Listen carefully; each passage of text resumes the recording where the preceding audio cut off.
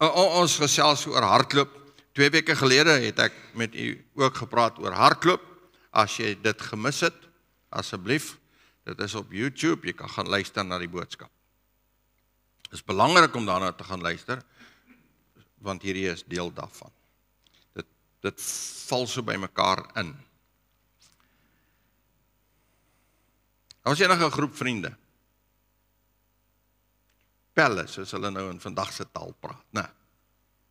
Getroud met kinders, mensetjies, nou het hulle besluit, hulle gaan toe 'n bietjie in die berge, kamp, daar's 'n klompie chalets in hierdie berge, en hulle gaan nou almal na hierdie berge toe, hulle gaan nou daar kamp en kuier, en dis nou, weet, soos 'n klomp vriende maak, jy weet, soms hulle so 'n groep wat nou daar by die plek is, en onder hierdie klompie mense is daar onder andere een man wat blind is.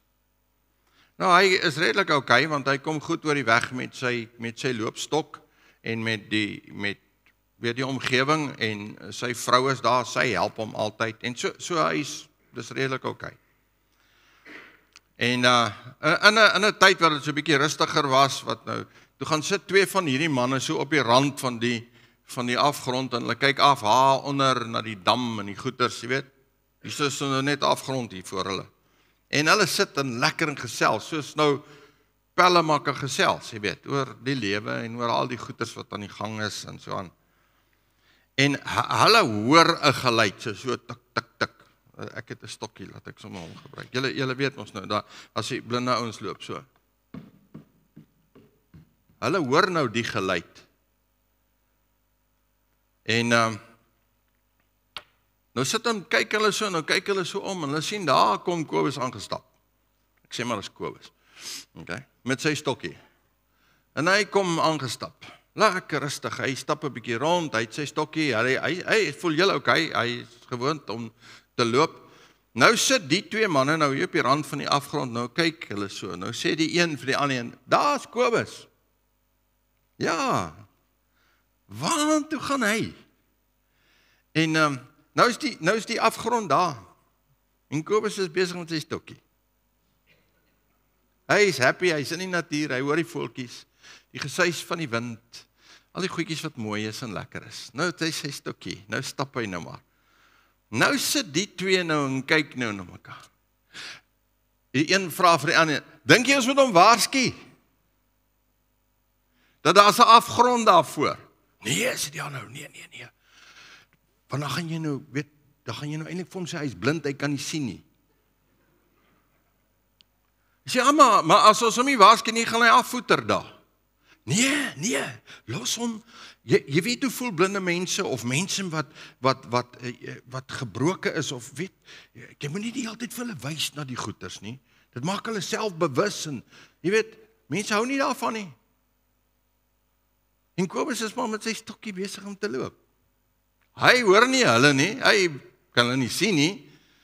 En nou sê die, nee, ons moet hom waarsku. Nee, sit sy, jy kan nie met hom praat daaroor nie. Jy weet mos nou, mense is sensitief. En jy weet, hy kan dalk 'n sensitiewe ou wees, en dan is hy nou kwaad vir ons. Sê nou, ek praat met hom en hy's kwaad vir my. Sê nou, ons sê vir hom, hey, jy kan nie sien nie, waarheen gaan jy? Dan gaan hy kwaad wees vir ons. Bly stil sit. En Kobus loop, en die een sê nader, hy gaan regtig afvoeter daar. Nee, man, hy sal, en woep, daar is Kobus by die afgrond af.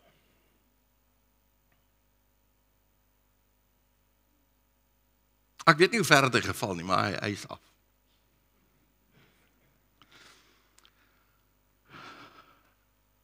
Is ons nie baie keer presies so nie? Ons sien mense is besig om te stap na die afgrond van verlorenheid, van geestelike vernietiging.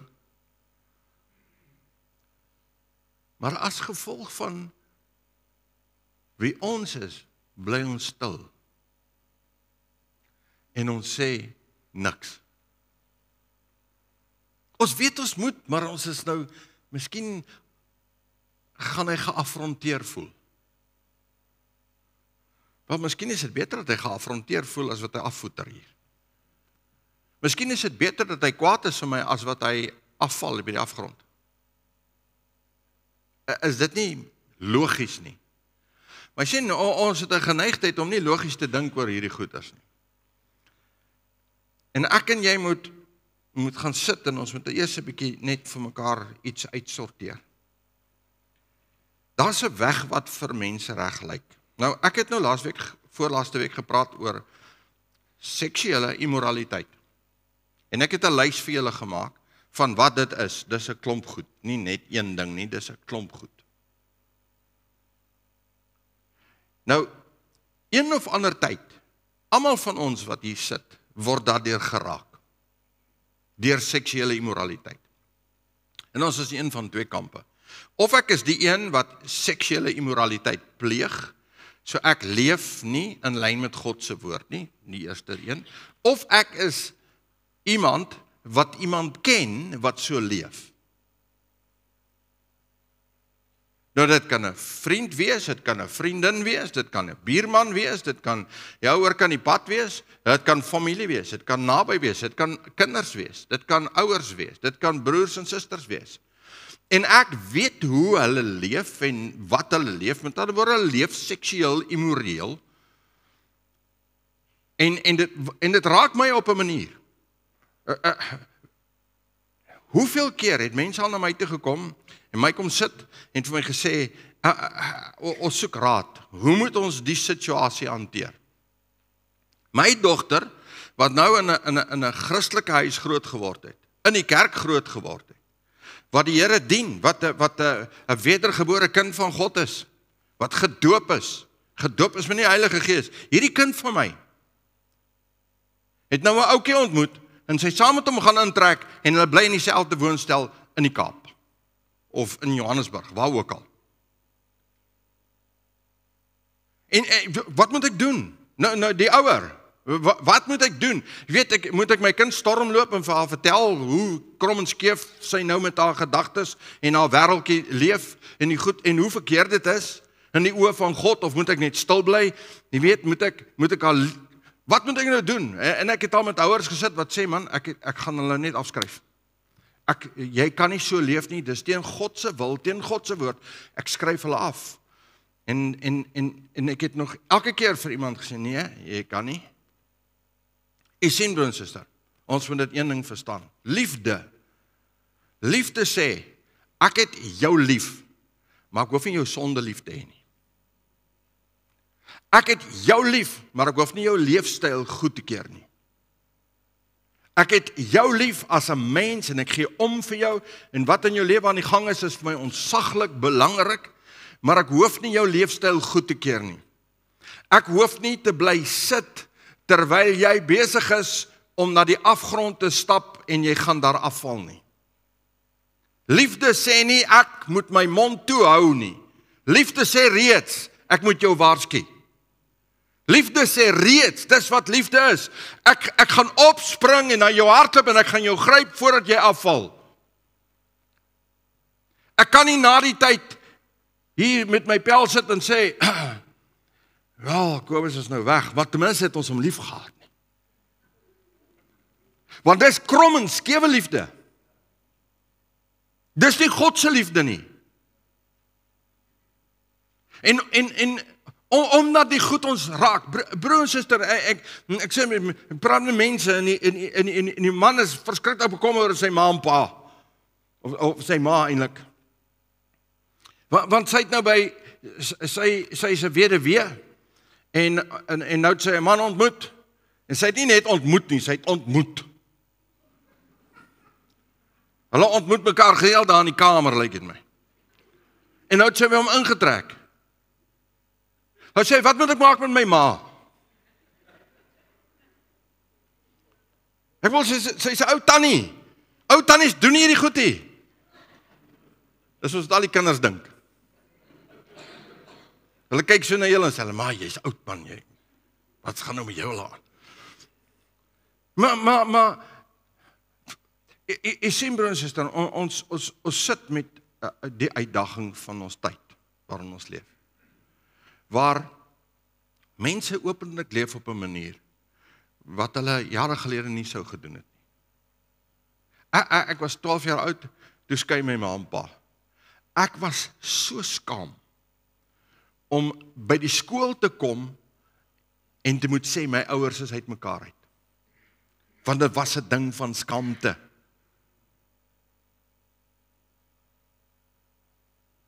Ons praat nie eens van, daar was nie eens sprake van jy bly saam met 'n meisie nie. Die burgers van die dorp sou jou kom uithaal het. Dit is net hoe dit werk, dit het nie so, maar nou vandag leef ons praat nie eens van homoseksualiteit nie. Ons praat nie van die goed wat in hierdie lewe gebeur, wat ons sien en wat ons beleef nie. Dis deel, so ons is in twee groepe, of ek neem daaraan deel, met ander woorde, ek is die een wat dit doen, of ek is die een wat deur mense om my raak dit, en dis moeilik, ek verstaan hoe moeilik dit is, wanneer 'n seun sê, maar ek gaan trek nou saam met 'n ander man in. Ek weet dit is moeilik. Magistraat, ek huil saam met julle. En dis 'n verskriklike moeilike ding. Wanneer jy hier in jou hart hierdie oortuiging het van God se woord en die waarheid daarvan en jy stoei daarmee. En hier is jou kind vir wie jy lief is en vir wie jy omgee. Ek bedoel wat jy groot gemaak het, en hulle vang die goed aan. En jy weet nie hoe om te hanteer nie. Hoe hanteer ek my seun en hoe hanteer ek sy vriend? Want as hy by die deur inkom, dan voel ek lus en gryp die man. Maar ek kan nie, want hierdie is my kind. Hierdie goed is nie eenvoudig nie. Dis nie eenvoudig, ek wil dit amper so stel. Dis eenvoudiger vir hulle wat binne in die sonde leef, as vir hulle wat dit sien, en wat dit voel. En jy moet daarmee deel. En dis die proses, hierdie deel daarmee, wat soms so moeilik is. Want jy kan nie jou kind afskryf nie. Ek het al baie gesprekke gehad met mense wat in homoseksuele verhoudings is. Ek het al by hulle gesit en vir hulle gesê, weet julle wat, ek wil hê jy moet julle mooi verstaan. Vir jou as mens en julle twee as mense sal ons nooit verwerp nie. En die kerk sal julle nie verwerp nie. Ons sal julle lief hê en vir julle omgee. Maar ek wil hê julle moet een ding mooi verstaan. Ons stem nie saam met julle leefstylkeuses nie. Ons stem nie saam met julle sonde nie. Ons kan nie daarvan af wegkom nie. Jy moet bewus wees daarvan. Terwyl ons jou lief hê en omgee vir jou, kan ons nie jou leefstyl goedkeur nie. En dit het nie net te doen met 'n homoseksuele leefstyl nie. Dit het te doen met mense wat net saam bly. Voor huwelik, na huwelik kan jy maar saam bly, né? Kyk, buite egtelike, jy weet, saam met iemand anders, terwyl jy met iemand anders getroud is, daai enetjie, okay. So julle weet, as kerk en as kind van God en as iemand wat vashou aan die waarheid van die woord, kan ek nie daarmee saamgaan nie. Dis eenvoudig. So ons stoei. So wat gebeur wanneer ons met die goed gekonfronteer word, met hierdie goeders? Ons moet met dit deel. Ja, ek moet nou deel met my kinders, ek moet deel met my familielid. Jy weet, 'n oom, 'n tannie, my tannie se seun wat my neefie is, hy is dalk so, of hy leef saam met 'n meisie, wat ook al, dis vandag 'n algemene ding, want ek het al mense gehad wat in die ouderdom is, wat vir my sê, ons bly by mekaar, maar ons trou nie, want ons pensioen is 'n bietjie meer. Is dit waar? Ja, is waar. Maar jy moet 'n keuse maak, wil jy nou daai stukkie pensioen hê, of wil jy God se guns en seën hê? Is 'n keuse wat almal maak. Jy sien my broer en suster, Jesus sê vir ons in die woord. Hy sê vir ons in Johannes. Hy sê, die woord is die waarheid. En die waarheid sal julle vrymaak. Ons dink baie keer dat as ek liberaal raak in my denke, as ek begin goed aanvaar, dat ek dan bevryding het. Nee, jy is net verder 'n slaaf.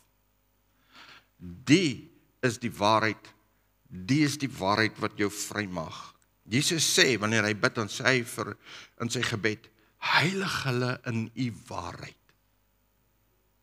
U woord is die waarheid. So, as ek nou hierna toe gaan, en ek sê vir u, hierdie is die waarheid, daar is die waarheid. Glo jy dit? Dis die waarheid. Dis absolute waarheid. Nou, en met ander woorde, dis lig, hierdie is lig, dis waarheid, dis lig. So hier is lig, as ek nou my stokkie daar kan neersit, dis waarvoor hy hier is. Aan hierdie kant, ek het te veel goed by my. Sou nie 'n ongeluk maak nie. So, daar's lig, duisternis, waarheid, leuen. Daar is nie seker goed soos halwe leuns nie, weet julle dit? Ja, halwe leuns kom ook van die vyand af. Vra vir Jesus in die tuin of in die woestyn toe hy versoek is, het die vyand met hom gekom, na hom toe gekom met halwe waarhede. Jy sien, 'n halwe waarheid in iets maak nie die iets waarheid nie. Julle verstaan dit? Daar's mense wat baie dik boeke skryf. Baie navorsing doen oor die lewe, oor die siege van die mens, oor hoe ons dink, hoe ons voel en hoekom ons is wat ons is en soos ons is. Maar as dit wat hier staan nie in lyn is met dit nie, dis dit nie waarheid nie. Maak nie saak watter dokter se naam hier opstaan nie. Is dit so? Ja, dan is dit 'n leuen. En dit maak nie saak hoeveel mense oor dit skryf en oor goed kan sê, en hulle kan sê, hier's my navorsing, wat sê, jy kan maar saam bly, wat sê, homoseksualiteit is reg, maak nie saak wat dit sê nie. Daar's mense wat boeke skryf, ek lees van 'n stukkie wat 'n professor skryf, 'n baie groot teoloog, wat skryf, jy kan saam bly is 'n goeie ding, maar dan kan jy toets of jy reg is vir mekaar. Dit gaan minder egskeidings bring. Is dit die waarheid? Nee, dis 'n leuen. En daar's mense wat baie navorsing doen. Ek het so in hierdie week lees ek 'n stuk wat hulle gedoen het, navorsing oor tweelinge en hulle gedrag en wat hulle doen en hoekom die tweelinge op 'n sekere manier sekere gedrag openbaar en hoe dit ooreenstem met mekaar. Hulle het tot die DNA van al hierdie tweelinge gevat en getoets en nou maak hulle sekere aannames wat net vir my interessant is rondom die aannames. Jy sien, want ons wil graag hê iets moet klink soos wat ons waarheid is. My waarheid. Jy sien, ek kan in 'n leuen glo, dan is dit nog steeds my waarheid, is dit nie? So in die stukkie skryf hulle nou oor 'n klomp goeters, maar nou onder andere oor een van die goeters is oor die feit dat wat hulle nou in die hele ding skryf, is dat homoseksualiteit het te doen met jou DNA, jy is so gebore. Dis hulle aanname. En ek lees deur die stuk. Ek dink wag, laat ek net nou kyk, wat sê hulle regtig. Die toets wat hulle gedoen het, was nooit oor homoseksuele neigings nie. Dit was oor homoseksuele verhoudings. Maar daar's 'n groot verskil. Die vraag wat hulle vir die mense gevra het jy al 'n verhouding met 'n man gehad, of het jy al 'n seksuele daad met 'n man gepleeg? Dit was die vraag, nie wat is jou geneigtheid nie. Toe kom hulle na die tyd agter 'n klomp van hierdie kinders wat hulle getoets het, wat nou gesê het, hulle het geëksperimenteer met 'n verhouding met 'n man of 'n jong man of wat ook al, is eintlik gewone heteroseksuele tieners wat net te veel hormone het.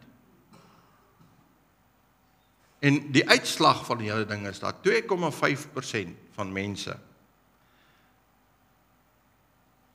het 'n verhouding gehad so, en kon hulle sê dat 2 mense wat dieselfde genoom het en dieselfde DNA het, met ander woorde identiese tweeling, het 'n geneigtheid, of nie geneigtheid nie, het 'n verhouding gehad met die teenoorgestelde geslag, of met dieselfde geslag. 2,5%. En hulle vat die 2,5% en hulle maak dit die waarheid. Jy sien, ek en jy moet mooi verstaan, hierdie wêreld het 'n agenda. Die agenda behoort aan die duisternis. Dit behoort aan die vyand. Dit behoort aan hierdie nuwe wêreldorde. Dit wat moet in plek kom wanneer Jesus Christus voor Jesus Christus se koms. So as hierdie nie in lyn is met die woord nie, dan is dit 'n leuen. Al is dit ook 'n bietjie. Nou daar is goedes wat geskryf is wat 100% in lyn is met die woord. Daar's preke waarna jy luister wat nie in lyn is met die woord nie. Dan hoort hulle daar. Hoor wat ek sê? Daar's preke wat jy luister wat jy kan bære hier. Wat hier is. En baie keer is daar boeke wat geskryf is wat daaroor gaan, maar baie boeke het so halwe waarhede. En 'n halwe waarheid is nie 'n waarheid nie, dit gaan soontoe. En weet jy wat? Ek weet nie of dit 'n oom of 'n tannie is nie. Google. Wat is dit, 'n oom of 'n tannie? Tannie. Hoekom is dit 'n tannie? Praat sy baie. Almal luister na haar. So iets, ek weet nie. Okay. Maar weet jy wat nou? Hierdie is 'n baie gevaarlike plekkie, hierdie dingetjie. So nie alles wat jy daar lees is waar nie. So wanneer iets wat jy lees nie waar is nie, dan is dit is nie waar nie. Hier is die waarheid. Dis die waarheid. Dis die waarheid. Weet jy wat nou? Kom ek sny nog daar. Want maak nie so hoe hard jy probeer as 'n mens. Daar's tye wanneer jou woorde die waarheid nie reg sny nie. Julle hoor wat ek sê? Ja. En jy kan hard probeer, maar soms selfs ons woorde, het ons woorde tekort. Jy sien, hier is nou 'n laptopie. En ons doen nou baie navorsing op die goedjies. Weet? Op die internet en al die goeders. As dit nie die waarheid is nie, nou wil ek gou vir jou sê, ek gee nie om hoe hoog hierdie hoop is nie. Dit bly 'n leuen. Hoor jy? Dit bly 'n leuen. En hierdie bly die waarheid. Ons sê, die wetenskaplikes sê, wie van julle weet dat wetenskaplikes oor al die jare al baie keer verkeerd bewys is? Nou sê ek vir jou onomwonderigheid dat jy dit kan verstaan, as die wetenskap nie in lyn is met God se woord nie, is dit nie die waarheid nie, hulle gaan een of ander tyd die waarheid ontdek. Hoor jy wat ek sê? Want hierdie is waarheid. En almal van ons, wanneer ek te doen het met my kind, wat in 'n verkeerde soort verhouding is, wanneer ek te doen het met my boetie of my sussie, of selfs met my ma of pa, of met 'n vriend, of 'n vriendin, wat in 'n verkeerde verhouding is, ongeag hoe dit lyk, wanneer ek 'n bewustheid het van iemand wat vasgevang is in pornografie, seksuele immoraliteit met ander woorde, wanneer ek weet iemand leef seksueel immoreel, ek, wat die buitestander is wat daarna kyk, moet vir myself sê, wat sê die wêreld hieroor? Wat sê God se woord hieroor? En ek moet kies watter een ek glo. Hierdie is nogal baie oortuigend, want dit is nogal baie vokaal. en dit skree en raas en is in jou gesig die hele tyd. Sodat dit lyk asof dit reg is. Maar omdat 'n ding reg lyk, maak dit nie reg nie. Dis wanneer dit voldoen aan die woord wat dit waarheid is.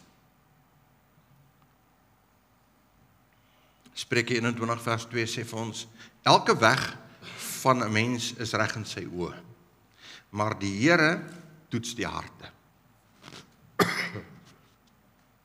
Die Here toets jy.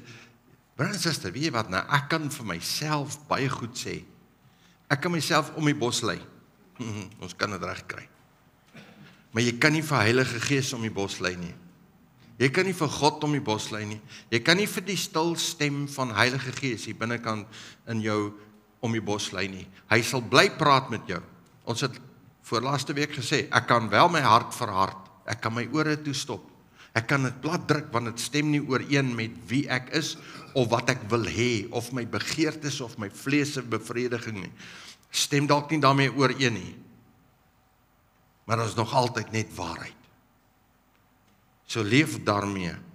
Proverbs 14:12 says, there is a way that seems right to a man, but its end is the way to death. Dit lei na die dood op die einde van die dag. Jy kan dink is reg, dit lyk vir jou reg, dit klink vir jou reg, almal sê dis reg. En as almal sê dis reg, is dit nie noodwendig reg nie. Al wat saak maak, vir 'n kind, 'n wedergebore kind van God, kyk as ek verlore is, worry ek nie oor die goed nie, ek leef in 'n geval waar ek beleef, hoe ek beleef. As ek in 'n buiteegtelike verhouding is, dan die feit dat daar waarheid is, maak nie die verskil nie. Ek gaan nog steeds daar leef. Maar ek praat nie met mense wat daar leef nie. Ek praat nou met kinders van God, wat sê, ek ken iemand wat daar leef. So vir ons is daar net een plek, en net een waarheid, en dis die. Dis nie 'n ander plek nie. Dis nie iets anders wat ons kan leer nie. Dis net dit, net die woord van die Here. Maar wanneer mense vasgevang is in die goed, daar is hoop, broer en suster. Daar is hoop. En die hoop lê daarin dat ek as 'n mens wat dalk in immorele seksuele immoraliteit leef, 'n keuse moet maak om te sê ek wil hiermee breek. En die begeerte moet hê om daarmee te breek. Ek bedoel, hoekom seksuele immoraliteit en alles wat rondom seks gaan oor die vlees se begeerte, en weet julle wat? God het seks lekker gemaak. As dit nie so was nie, het nie een van julle kinders gehad. Julle sit nou en so, nou kyk julle my net so.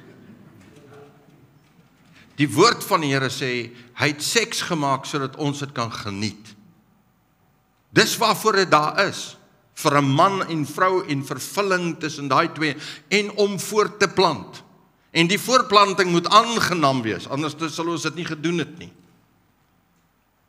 So met ander woorde, maak nie saak of ek 'n buiteegtelike verhouding het, of ek 'n voorhuwelikse saam met iemand bly en saam slaap nie, maak nie saak of dit homoseksuele verhouding is, maak nie saak of dit net is om na pornografie te kyk, of wat ook al nie, alles van daai goed het te doen daarmee dat dit is lekker.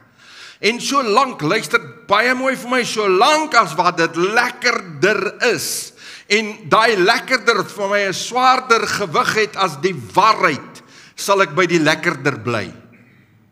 Dit werk so met alle sondes.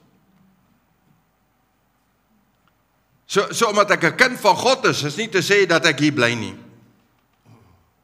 Ek is veronderstel om na te bly, so ek moet deel met myself, en ek moet vir die Here sê, Here, ek wil wegbreek. Daar is hoop, Efesiërs 5, vers 5 tot 8 sê, want dit moet julle weet, dat geen hoereerder, of onreine, of gierige hart, of afgodedienaar, dat geen hoereerder, of onreine, of gierige hart, wat 'n afgodedienaar is, 'n erfdeel het in die koninkryk van Christus en van God nie. Laat niemand julle met ydelle woorde verlei nie. Ydelle woorde. Laat niemand julle daarmee verlei nie, want daardeur kom die toorn van God oor die kinders van ongehoorsaamheid. Met ander woorde, as ek nie hier leef nie, leef ek hier. Dit maak my 'n kind van ongehoorsaamheid. As ek hier leef, dan leef ek gehoorsaamheid. Is dit so? Hy sê, wees dan nie hulle deelgenoot nie, want vroeër was julle duisternis. Julle was duisternis, maar nou is julle lig in die Here. Nou skyn die lig van die Here in julle harte. Wandel dan soos kinders van die lig. Hey, ek kan nie die waarheid van God vat en hier leef nie. Jy kan nie met een been hier leef en een been hier leef nie. Daar is nie 'n grys area in lig en duisternis nie. As die lig aangaan, gaan die duisternis weg. As die lig afgaan, is die duisternis daar. Leef hier.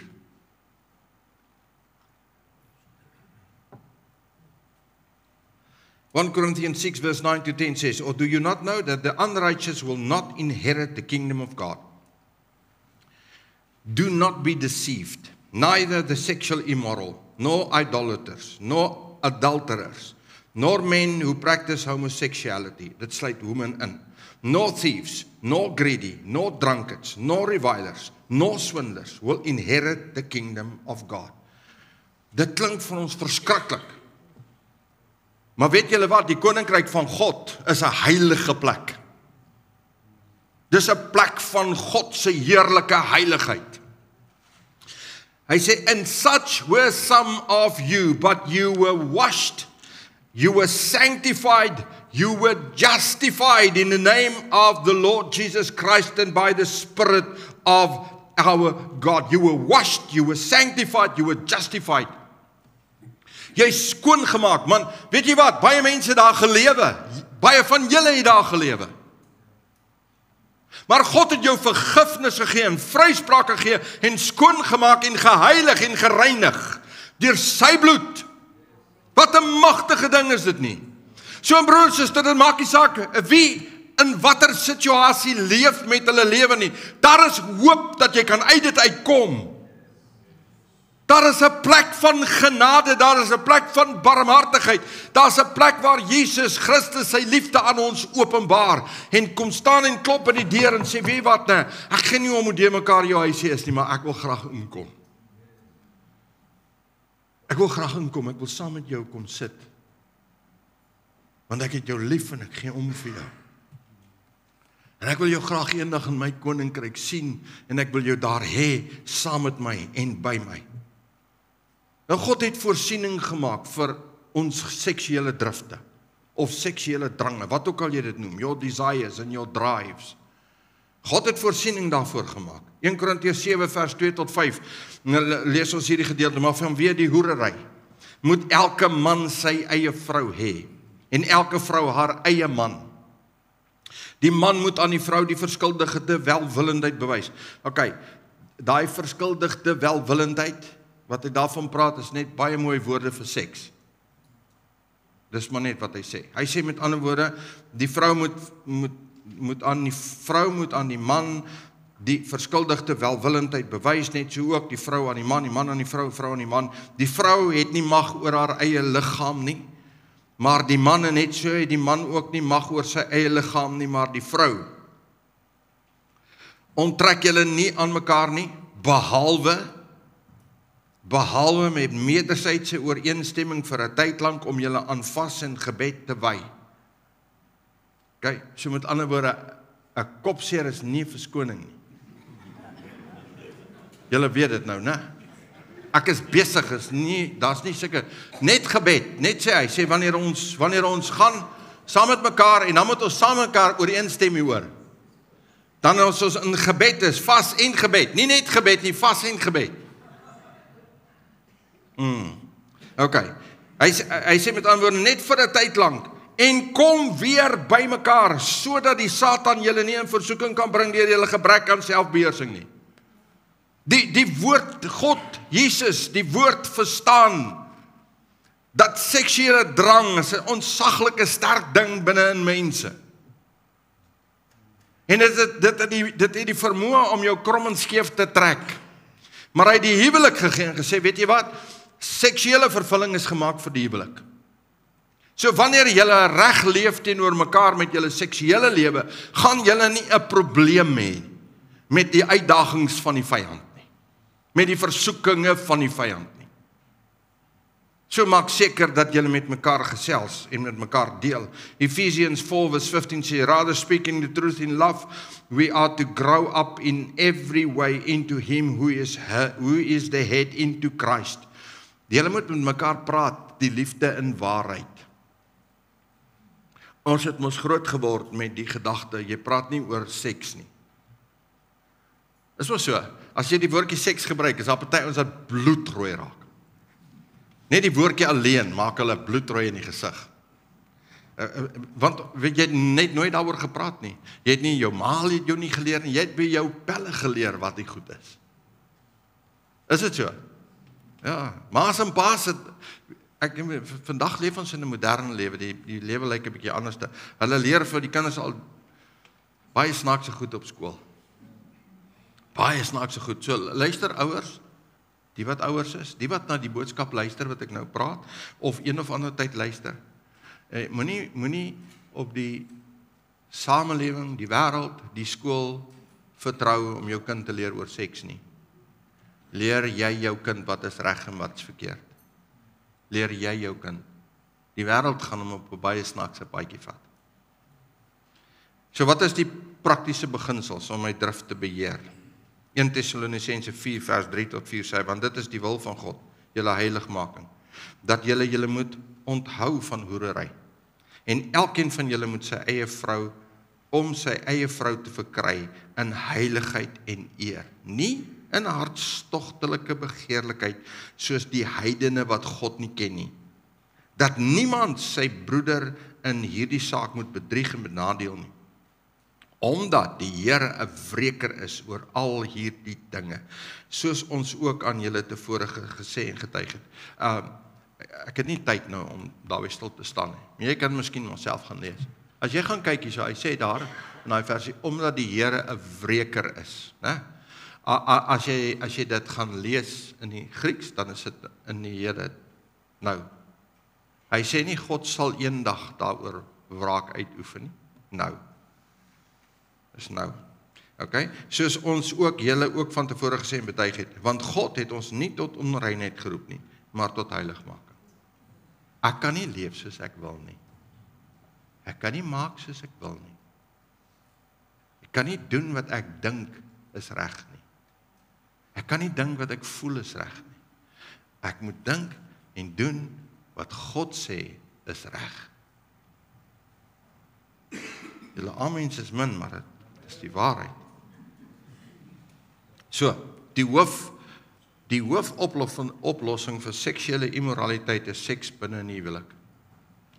Okay, ons leef, en miskien moet ek nou net daar ietsie oor sê. Ons leef in 'n baie anderste tyd as toe die Bybel geskryf is. Toe die Bybel geskryf het, was dit niks vir 'n 14-jarige om te trou nie. Hulle het op daai ouderdom getrou.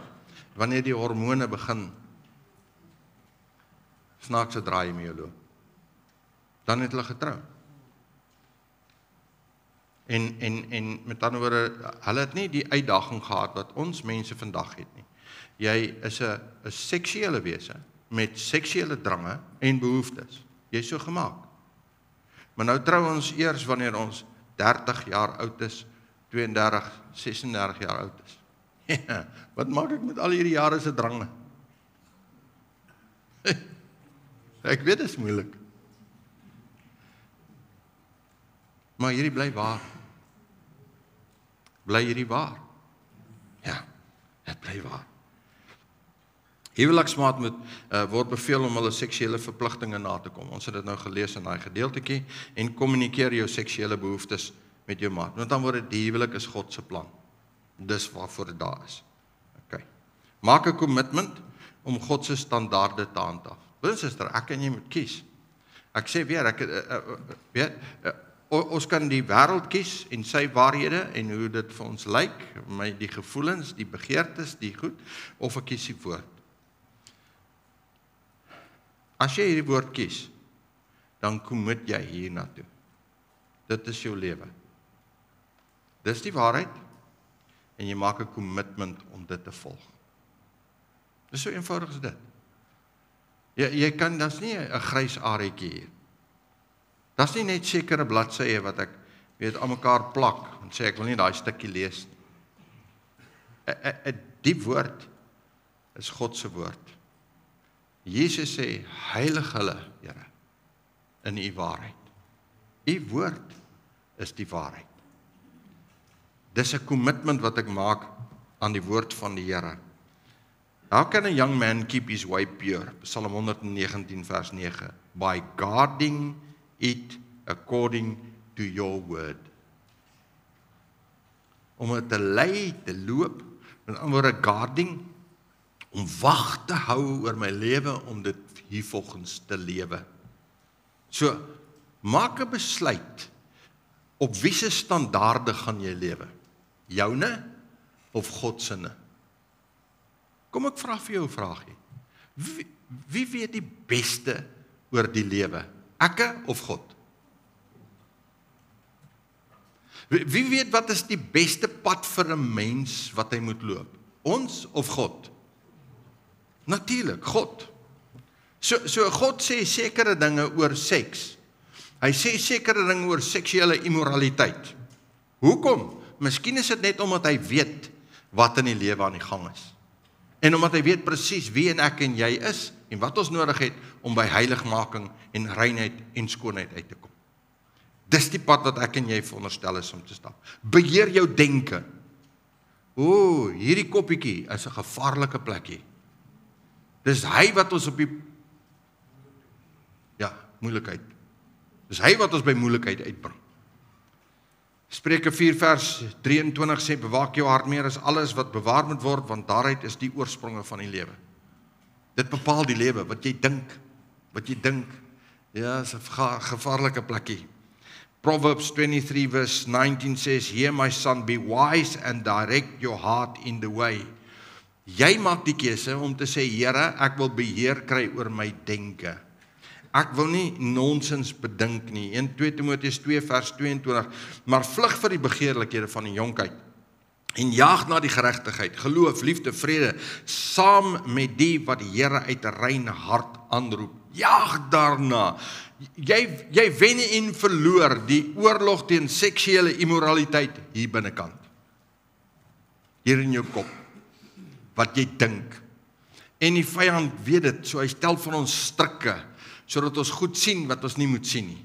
En wanneer ek dit sien, dan het dit 'n effek op my, en dan sit dit my koppietjie aan die gang, en dan begin my koppietjie te dink, en ek moet nie daai pad loop nie, ek moet hom onmiddellik breek, stop hom, wanneer jou kop en jou denke na verkeerde plek toe gaan. Dis waar sonde sy hou vas in jou en my lewe begin te kry.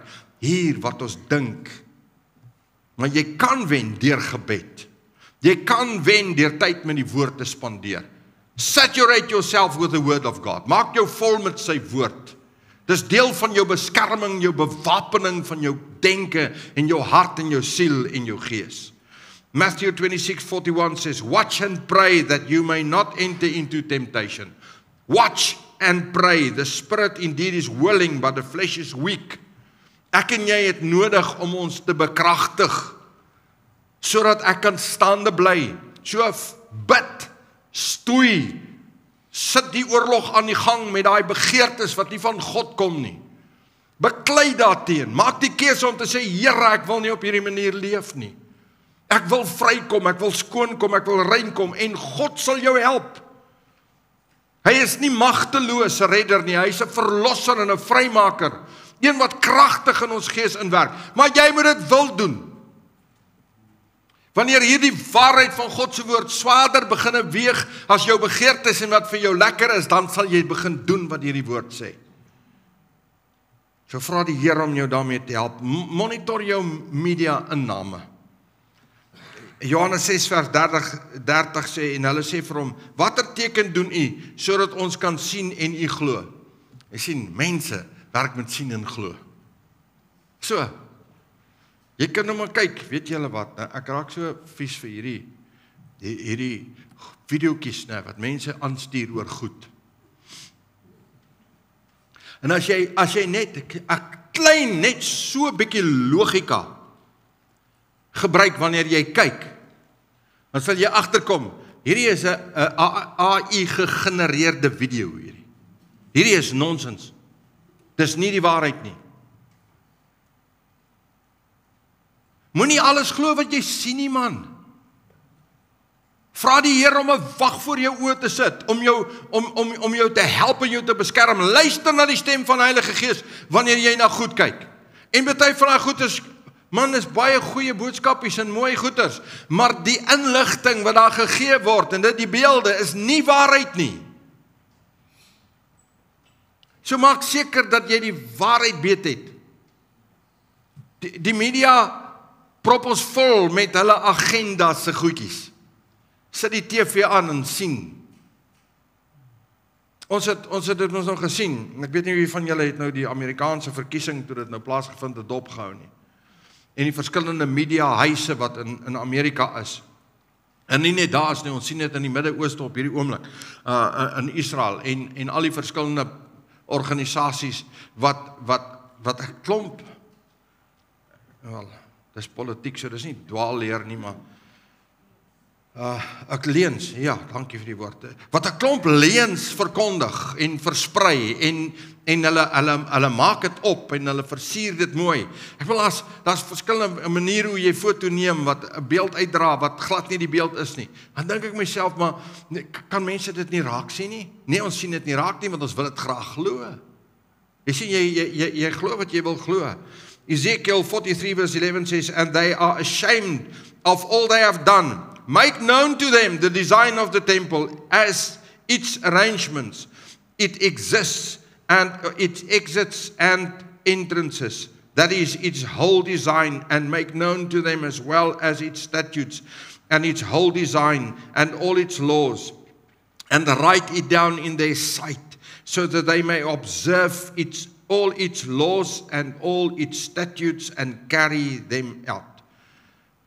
Dit wat ons sien, glo ons. Luister mooi, dit wat jy sien, glo jy. Ons het mos 'n spreekwoord, jy sien is glo, is dit nie? Kyk net gou na net bietjie statistiek. Die gemiddelde Suid-Afrika, dis Suid-Afrikaanse statistiek, dis die week, laasweek se statistiek. Gemiddelde Suid-Afrikaners spandeer 10 ure en 6 minute aanlyn. Dis 154 dae in 'n jaar. Dis hoeveel tyd hulle aanlyn spandeer. Dis nie, okay, dit sluit nou werk in. Mense wat werk op rekenaars en wat op die internet moet wees, né? Nou, werk op die rekenaar en die internet is twee verskillende goeders. Okay. 5 ure en 41 minute is op sosiale media.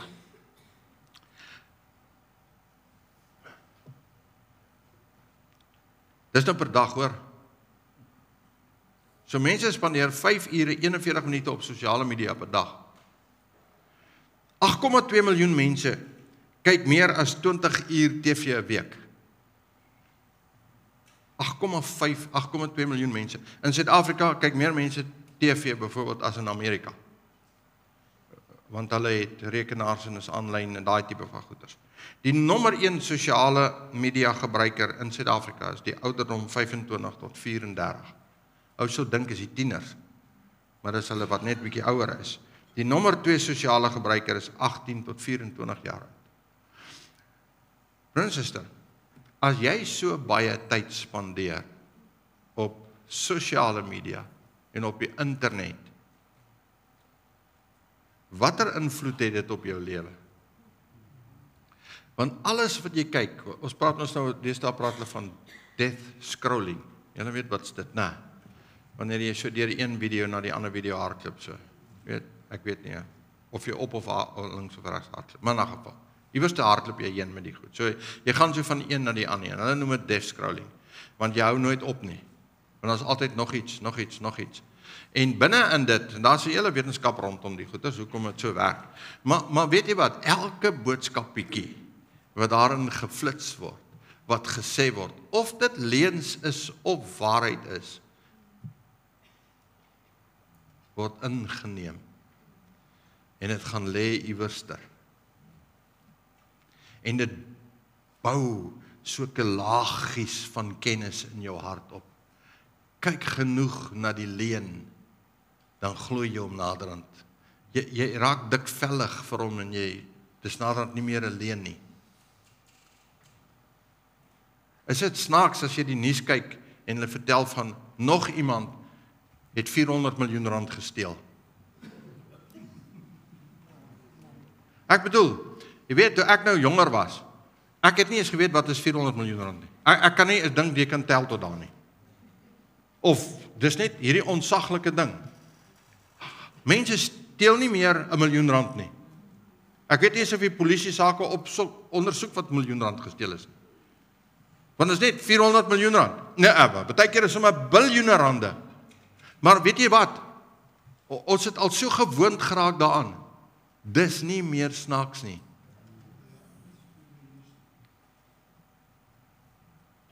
Wel, inteendeel, dit is so.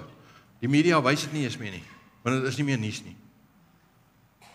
Ons word deur die wêreld gebreinspoel met wat ons sien. Verminder die geleenthede vir versoeking. Ons het al daaroor gepraat, ek gaan net vinnig iets daaroor sê. Erken die versoekings. As jy weet, iets lei jou na 'n plek toe waar jy nie veronderstel is om te wees nie, moenie daar na toe gaan nie, man. As jy weet die buurman het so groot hond en die ding wil jou elke keer opvreet, moenie elke keer na die buurvrou toe gaan nie. Die hond gaan jou opvreet. Dis mos logies. Jy kom elke keer verwond, vol bloed en al die goeders daar uit. Môre dan staan jy weer by die hekkie. Nee man, bly weg van die goed wat versoeking vir jou bring. Bly weg daarvan. As jy weet jy moenie alleen in die aand sit en TV kyk nie. Moenie. As jy weet jy moenie alleen sit met jou rekenaar en in die aand laat en die vrou slaap al en die kinders slaap al en jy weet as daar versoekinge is. Jy weet man. Beskerm jouself want jy het 'n keuse gemaak. Jy het gesê ek verbind my aan die waarheid van God. Ek verbind my aan die woord. Ek gaan hieraan vashou. Hierdie is my waarheid. Ek gaan daarvolgens leef. En in my verbintenis beteken dit ek maak keuses. Ek bring my nie op 'n plek waar versoeking my kan onderkry nie. Ek maak myself sterk. In 1 Korintiërs 10 vers 12, daarom wie meen dat hy staan moet oppas dat hy nie val nie. Oeg nee man, moenie dink, ek is groot en sterk, ek kan maar hier ingaan, wat is hierdie nou nie? Hy sluk vir jou in soos 'n groot walvis. Nee, soos 'n groot haai. Soos 'n groot vis. Hy sluk vir jou in. Kies jou vriende versigtig. Dis iets wat ons gewoonlik vir ons kinders sê, is dit nie? As hulle daar by die huis aankom en hier is hierdie pel. Wie is hierdie? Ja, jy kyk net so. Hallo oom. Jy sien, dis soos wanneer jy ouens in my dogters se kuier het. En dan sit ek nou een of ander tyd met hulle en dan vra ek vir hulle. So wat is jou idee met my dogter? Wat is jou plan met my dogter? Kyk, as sien jy hoe trap hierdie manne water. Party ons was heeltemal te bang vir daai vraag, hulle sal nooit by die huis uitgekom nie. Ons sê dit vir ons kinders, maar ons maak dit nie van toepassing op ons nie. As jy weet jou vriende lok jou in die wêreld in, moenie deel wees van hulle. Bewaar jouself, beskerm jouself, kies vir jou vriende wat jou nader aan die Here vat, nie verder weg van God af nie. Kies vir jou daai vriende. Mense wat in jou lewe inbou, wat jou 'n beter mens maak aan die einde van die dag as wat dit jou 'n swakker mens maak. En dit is oor die algemeen. Oor die algemeen. 1 Korintiërs 15:33, do not be deceived. Bad company ruins good morals. Luister gou man, jy kan nou tyd saam met mense spandeer. Jy vloek nie, jy doen nie snaakse goedjies nie, maar spandeer gou net so 'n maand tussen mense wat vloek en drink. Spandeer net 'n maand daar en kyk na jou eie woordeskat. Skielik begin woorde by jou mond uitkom wat nooit daar was nie. Hoekom? Ja, want dit wat hier ingaan, gaan lê hier. Dis so eenvoudig soos dit. Maak jy keuses reg. Stel vir jouself beskermingsmaatreëls op. Nou, daar's baie maatreëls wat ons kan opstel. Maar weet jy wat is een van die beste beskermingsmaatreëls wat jy het? Daai persoon wat langs jou sit, jou man, jou vrou, dat hulle jou help om jou te beskerm. Beskerm mekaar. Wees daar om mekaar te help, mekaar te beskerm. Hy sê in Efesiërs 5 vers 3, maar hoerery en allerhande onreinheid of hebsug moet onder julle self nie genoem word nie, soos dit die heiliges betaam. Beskerm jou, moenie jou op plekke kry, waar hierdie goeders kan deel raak van jou lewe nie. So, hoe lyk die pad terug? Ek gaan vinnig daardeur gaan. Hebreërs 13 vers 4.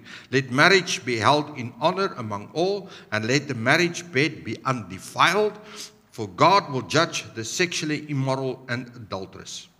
Weer eens, God will judge, not someday, now, dis in die present tense. Dis die deel waar God sê, ek deel nou met hierdie goed, is wat gaan oor seksuele immoraliteit. So, die heel eerste ding is, breek onmiddellik met alle immorele verhoudings.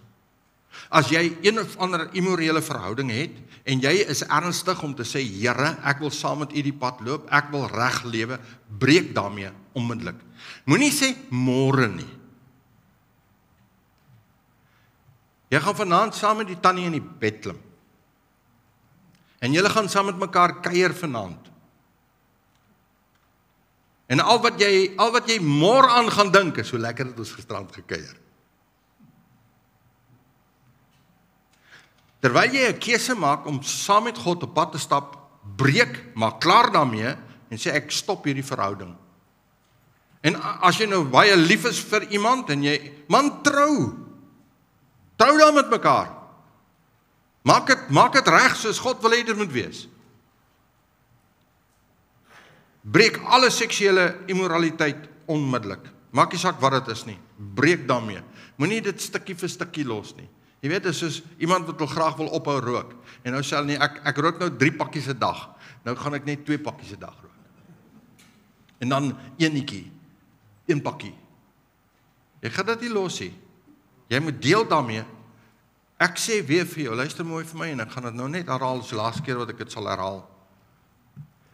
Jy gaan nie hierdie waarheid volg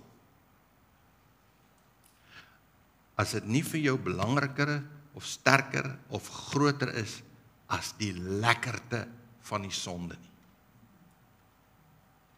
Hoor julle my? Hierdie moet vir jou belangriker word as enige iets anders in die lewe. Then you will do this. Dan sal jy hier leef.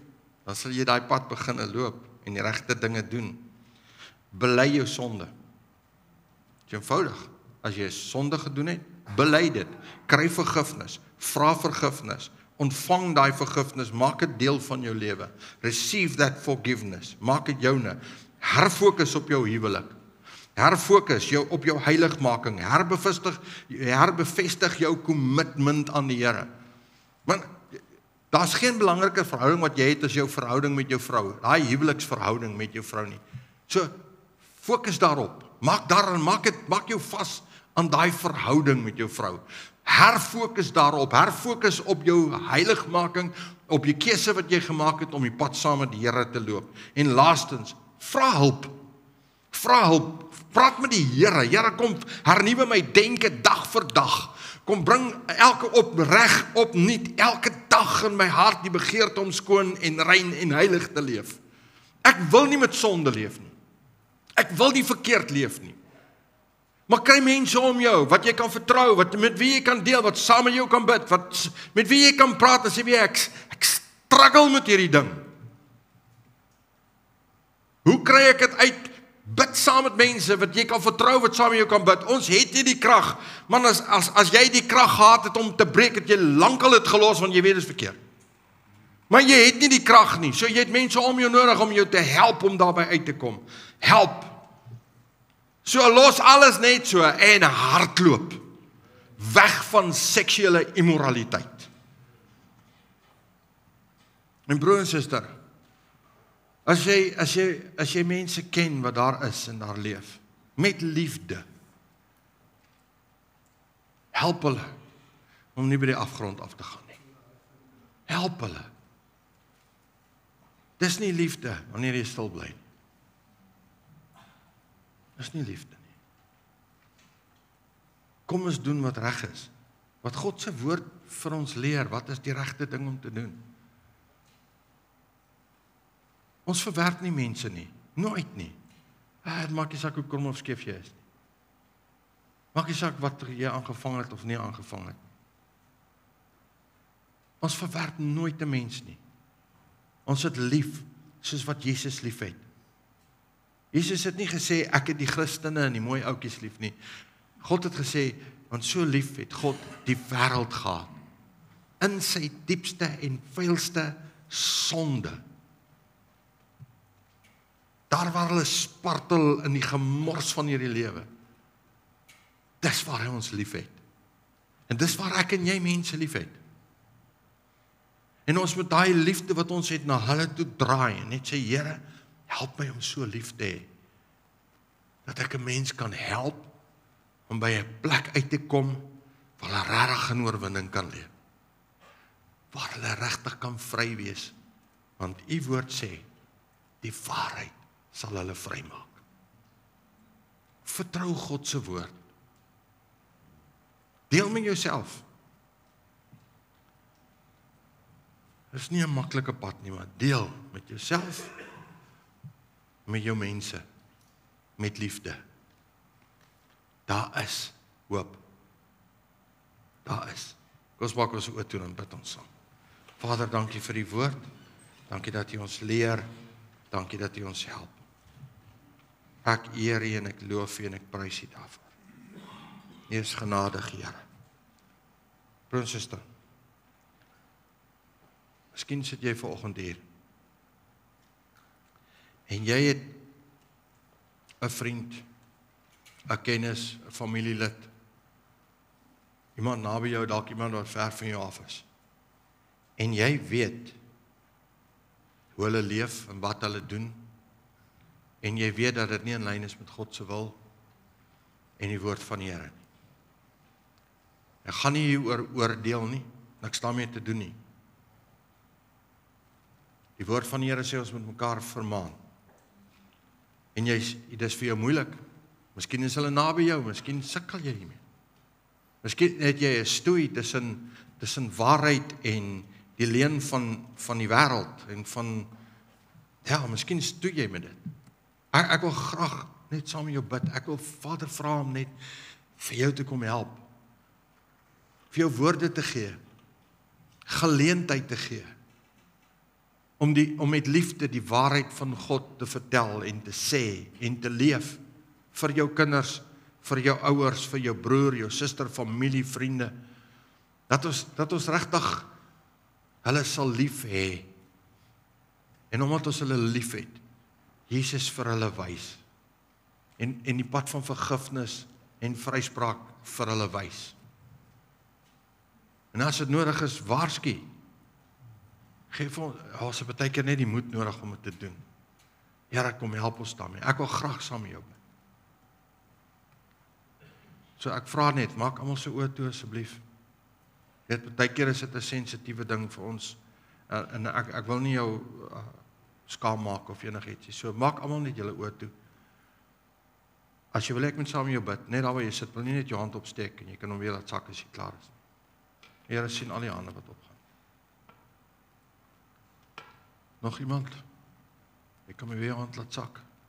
Klaar opgesteek het, is reg. Die Here sien dit, die Here sien jou hart. Vader, U sien hierdie mense, so 'n klomp mense wat net sê, ek het nodig dat U my kom help, Here. Ek is in hierdie situasie. Here, ons weet nie altyd hoe om dit te hanteer nie. U weet. Ons weet nie altyd. Help ons, Here. Kom help elkeen om met liefde en genade die waarheid vir die mense vir wie ons lief is en om te gee, te kan gee. Here, om met liefde te kan omgee. En nie net hulle te los nie. Help vir ons, gee die geleenthede, gee die openinge, gee die plek. En dan bid ek, gee die woorde asseblief. Dat ons nie veroordelend sal wees en veroordelend oorkom nie, maar met liefde kan oorkom en met liefde kan uitreik en die waarheid met liefde kan verkondig. Dankie dat U ons daarmee help. Dankie vir die geleenthede. Dankie dat U lewens verander. En as hier iemand is vanoggend, Here, wat sê ek is vasgevang in hierdie situasie, dan bid ek U sê ons kan vergifnis ontvang, U gee vergifnis, U gee vryspraak, U maak nie, help hulle om nuwe kommitment te maak aan heilige lewe, aan die waarheid, aan u woord. Help hulle om verhoudinge te verbreek wat moet verbreek word. Help hulle, Here, om deur die krag van Heilige Gees hulle self op 'n plek te kry waar hulle in oorwinning kan leef. Dankie, u doen dit vir ons. En ons eer u en ons loof u daarvoor. In Jesus se wonderlike naam. Amen.